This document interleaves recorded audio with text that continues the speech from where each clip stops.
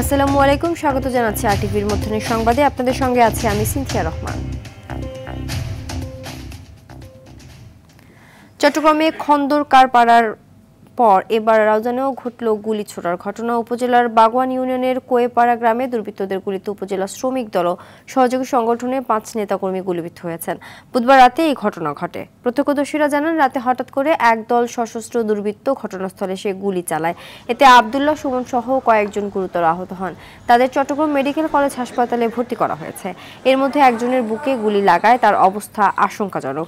এই ঘটনায় স্থানীয়দের মাঝে আতঙ্ক বিরাজ করছে। এর আগে বিকেলে চট্টগ্রাম 8 আসনে বাজিত বোস্তামি থানার চালিতাতলির খন্দকারপাড়া বিএনপির মনোনীত প্রার্থী এরশাদ উল্লাহর গণসংযোগে সন্ত্রাসীদের গুলিতে সারওয়ার বাবলা নামে একজন নিহত হন। এ সময় আহত এরশাদ উল্লাহ সহ অন্যরা হাসপাতালে চিকিৎসাধীন আছেন।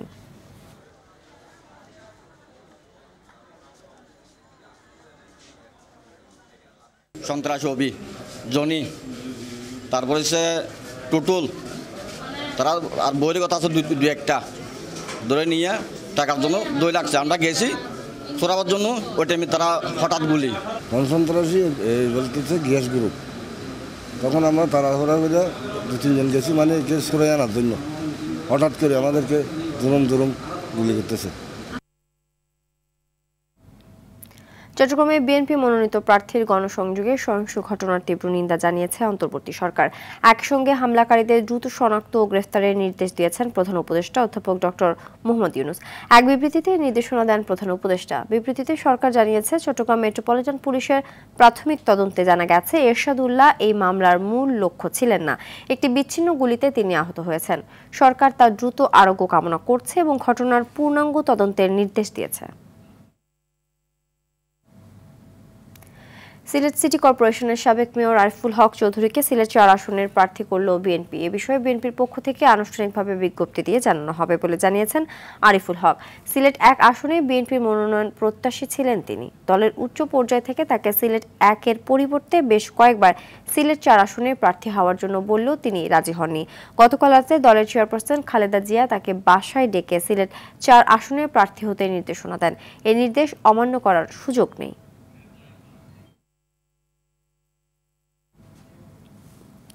তত্ত্বাবধায়ক সরকার ব্যবস্থা নিয়ে রাষ্ট্রপক্ষ আজ দ্বিতীয় দিনের মতো বক্তব্য উপস্থাপন করছে। নির্বাচনকালীন এ সরকার ব্যবস্থা ফেরাতে করা আপিলের 9ম দিনের শুরুতে অ্যাটর্নি জেনারেল মোহাম্মদ আসাদুজ্জামান বলেন, সুষ্ঠু নিরপেক্ষ নির্বাচন ছাড়া গণতন্ত্র অর্থহীন।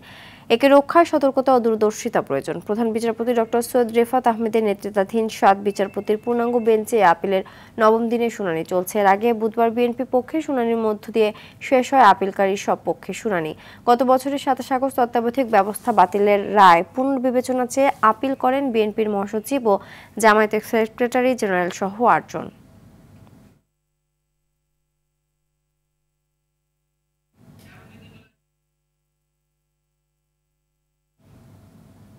হঠাৎ করেই অস্থির দেশের পেঁয়াজের বাজার।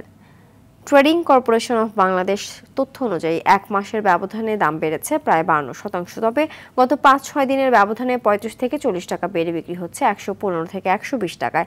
আমদানিকারকদের দাবি, সরবরাহ কম থাকায় দাম বেড়েছে। সরকার আমদানির অনুমতি দিলে 2 দিনের মাথায় দাম অর্ধেকে নেমে যাবে বলে দাবি তাদের। তবে কৃষি সম্প্রসারণ অধিদপ্তর বলছে, দেশে পর্যাপ্ত পেঁয়াজ আছে।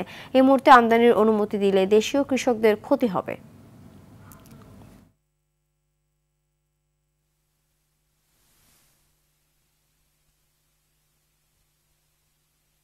যা পেঁয়াজ আমদানি হচ্ছে কৃষকের হাত থেকে, পাবনা, ফরিদপুর, রাজশাহী, মানিকগঞ্জ, কৃষকের কাছ থেকে আসতেছে। কোন স্টক পার্টির হাতে পেঁয়াজ নাই। কৃষকের হাতে পেঁয়াজ শর্ট থাকার কারণে বাজার বেড়ে যেতেছে। গত সপ্তাহে এটা আমরা 70 টাকা করে পেয়েছিলাম আর কি প্রতি কেজি। এখন এসে দেখলাম যে 110 টাকা করে কেজি। এখন দোকানদার বলতেছে যে আপনার আমদানি কমে গেছে, এই জন্য দাম বেড়ে গেছে। আসল বিষয় তো আর আমরা জানি না, কিন্তু আমাদের জন্য অবশ্যই এটা কষ্টকর। হঠাৎ করে যে পেঁয়াজের দাম বাইরে গেছে, কিভাবে আমরা নিজেরাও কল্পনা করতে পারি না।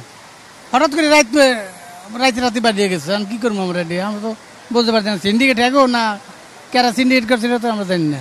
এদিকে চট্টগ্রামের চাকতায় খাতুনগঞ্জের পাইকারি বাজারে পেঁয়াজের দাম 100 টাকা ছাড়িয়েছে। গত 2 দিনে প্রতি কেজিতে বেড়েছে 20 থেকে 25 টাকা পর্যন্ত। আড়তদাররা বলছেন, ভারতীয় পেঁয়াজের আমদানি বন্ধ থাকায় দেশি পেঁয়াজের ওপর চাপ বেড়েছে। চাহিদার তুলনায় সরবরাহ কমে যাওয়ায় বাজারে অস্থিরতা তৈরি হয়েছে। চট্টগ্রামের চাকদাই খাতুনগঞ্জের পাইকারি বাজারে পেঁয়াজের দাম 100 টাকা ছাড়িয়েছে। গত 2 দিনে প্রতি কেজিতে বেড়েছে 20 থেকে 25 টাকা পর্যন্ত। এ বিষয়ে আরো জানাতে চট্টগ্রাম থেকে সরাসরি যুক্ত হচ্ছেন সহকর্মী সাইফুল মাহমুদ। সাইফুল, পেঁয়াজের দাম নিয়ে কি বলছেন ক্রেতা বিক্রেতারা, জানাবেন? জি সিনথিয়া, আসলে যেমনটি বলেছেন, চট্টগ্রামে হঠাৎ করে কিন্তু পেঁয়াজের দাম বৃদ্ধি পেয়েছে। বিশেষ করে গত 2 দিনে কেজি প্রতি পেঁয়াজ বেড়েছে 10 থেকে 20 টাকা। এবং এখানকার যারা ব্যবসায়ী আছেন তারা আমাদেরকে বললো আসলে যেহেতু এই একেবারে শেষ মুহূর্তে, সেই জন্য কিন্তু পেঁয়াজের দাম কিছুটা বৃদ্ধি, এবং নতুন পেঁয়াজ হয়তো এই মাস পরে আসবে, তখন আবার কমতে শুরু করবে। এবং একই সাথে ব্যবসায়ীরা আরও জানিয়েছেন আসলে এই সরকারের পক্ষ থেকে যেহেতু আমদানি নিষেধ করা হয়েছে, সেই জন্য কিন্তু কোনোভাবে পেঁয়াজের দাম যে কমবে সেটা কিন্তু বোঝা যাচ্ছে না। বিশেষ করে গত 10 মাসে বাংলাদেশের পেঁয়াজ দিয়ে কিন্তু আসলে দেশের আভ্যন্তরীণ পেঁয়াজ দিয়ে কিন্তু চলেছে, সেই জন্য হয়তো পেঁয়াজের দাম কিছুটা বৃদ্ধি পেয়েছে। তবে নতুন যদি পেঁয়াজ আসে তাহলে কিন্তু কমে যাবে বলে ধারণা করতেন ব্যবসায়ীরা। আমরা একজন ব্যবসায়ীর সাথে কথা বলবো, আমরা একটু ওনার কাছে জানতে চাইবো আসলে পেঁয়াজের দাম হঠাৎ করে কেন বেড়েছে, এটার কারণ কি, যদি আমাদেরকে বলেন আসলে কেন বেড়েছে, এটার কারণ কি হতে পারে। এটা হচ্ছে পেঁয়াজ সরবরাহ করার কারণ সিজন শেষ পর্যায়ে, সেজন্য মাল সরবরাহ কম কারণে বাজারটা বৃদ্ধি পাইছে। তারপরে সুখবর হচ্ছে যে নতুন পেঁয়াজ অলরেডি আসতেছে, সামনে উঠতেছে, আর 10-15 দিনের মধ্যে নতুন পেঁয়াজ চলে আসবে, সেক্ষেত্রে বাজারও কমে যাবে। এই বিদেশি কোনো পেঁয়াজ আছে কিনা, ইন্ডিয়ান কিংবা মায়ানমারের পেঁয়াজ আছে কিনা দেশে এখন? ইন্ডিয়ান মিয়ানমার পেঁয়াজ নাই, আছে যে আপনার তুরস্কের পেঁয়াজ আছে, পাকিস্তানের পেঁয়াজ আছে ওইটা বাজারে, ওটা বিক্রি করতেছে আপনার 70 থেকে 75 টাকা পর্যন্ত। দেশি পেঁয়াজ সর্বোচ্চ কত টাকা উঠছে? দেশি পেঁয়াজ সর্বোচ্চ হচ্ছে 105 টাকা পর্যন্ত উঠছে। 105 বড় মাল 105, আর ছোট মাল হচ্ছে 90 থেকে 95 টাকা পর্যন্ত। ধন্যবাদ। আমরা শুনছিলেন একজন ব্যবসায়ীর বক্তব্য, তিনি যেটা জানালো আসলে 2-1 দিনের মধ্যে হয়তো পেঁয়াজের দাম আর একটু কমতে পারে বলে মনে করছেন এখানকার যারা ব্যবসায়ী আছে তারা। তবে যারা ক্রেতা আছে তারা বলছেন আসলে ব্যবসায়ীরা সবসময় যেটা বলে আসলে সরবরাহ কম, সেই জন্য দাম বৃদ্ধি। ক্রেতাদের একটা অভিযোগ, সেটা হচ্ছে যে সরবরাহ কম, এইটা বলে কিন্তু ব্যবসায়ীরা কিন্তু বেশি নিচ্ছেন বলে তারা অভিযোগ করেছেন। তবে সবার একটাই প্রত্যাশা, সেটি হচ্ছে যে খুব দ্রুত সময়ের মধ্যে হয়তো পেঁয়াজের দাম আরও কমতে পারে। সিনথিয়া, এই ছিল আমার কাছে খাতুনগঞ্জ থেকে পেঁয়াজ। ধন্যবাদ। অবশেষে একীভূত হওয়ার প্রক্রিয়ায় থাকা শরিয়া ভিত্তিক 5 ব্যাংকের শেয়ার লেনদেন স্থগিত করা হয়েছে।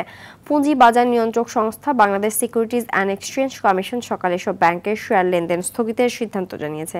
দেশের 2 স্টক এক্সচেঞ্জে দিনের লেনদেন শুরুর আগেই এই সিদ্ধান্তের কথা বিনিয়োগকারীদের জানানো হয়। ব্যাংক 5টি হল ফার্স্ট সিকিউরিটি ইসলামী ব্যাংক, সোশ্যাল ইসলামী ব্যাংক, গ্লোবাল ইসলামী ব্যাংক, ইউনিয়ন ব্যাংক ও এক্সিম ব্যাংক।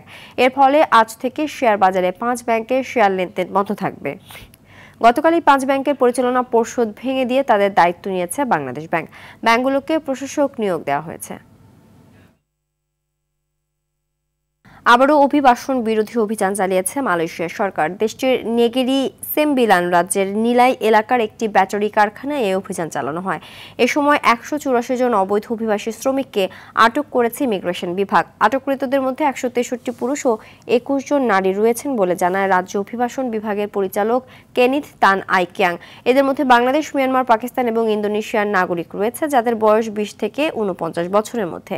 আটককৃতদের নেগেরি সেমবিলানের লেইংগেং অভিবাসন আটক কেন্দ্রে রাখা হয়েছে এবং তাদের বিরুদ্ধে তদন্ত আইনানুগ ব্যবস্থা চলছে বলে জানায় কর্তৃপক্ষ।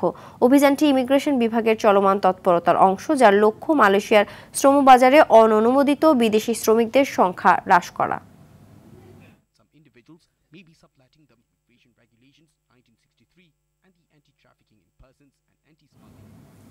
যুক্তরাষ্ট্রের প্রেসিডেন্ট ডোনাল্ড ট্রাম্পের বাণিজ্য যুদ্ধের সবচেয়ে বড় আইনি লড়াই দেশটির সুপ্রিম কোর্টে শুরু হয়েছে। আদালত এখন নির্ধারণ করবে ট্রাম্প প্রশাসনের আরোপ করা বৈশ্বিক শুল্ক বা ট্যারিফগুলো আইনসঙ্গত কিনা। ছোট ছোট ব্যবসা প্রতিষ্ঠান ও কয়েকটি অঙ্গরাজ্যের অভিযোগ, ট্রাম্পের শুল্ক আরোপ ছিল অবৈধ ও সাংবিধানিক ক্ষমতার সীমা অতিক্রম। আদালত তাদের পক্ষে রায় দিলে ট্রাম্পের পুরো বাণিজ্য কৌশল ধসে পড়বে এবং সরকারকে শত শত কোটি ডলারের শুল্ক ফেরত দিতে হতে পারে বলে মন্তব্য করেছেন বিশ্লেষকেরা। এদিকে ডোনাল্ড ট্রাম্প এই মামলাকে মহাকাব্যিক লড়াই হিসেবে বর্ণনা করেছেন। হেরে গেলে তা যুক্তরাষ্ট্রের জাতীয় নিরাপত্তাকে বিপদে ফেলবে এবং দেশের অর্থনীতি বহু বছর বিশৃঙ্খলায় নিমজ্জিত হবে বলে সতর্ক করেছেন ট্রাম্প।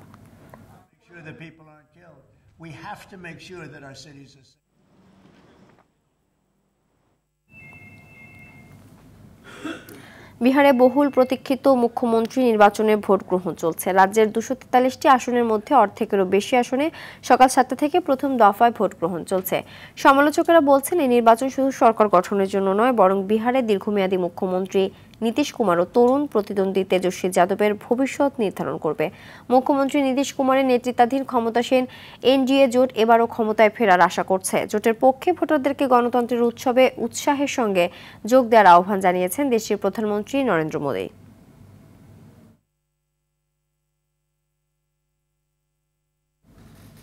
মধ্যাহ্নের সংবাদ এ পর্যন্তই। দুপুরের সংবাদ 2:45টায় দেখার আমন্ত্রণ রইল। ধন্যবাদ সবাইকে।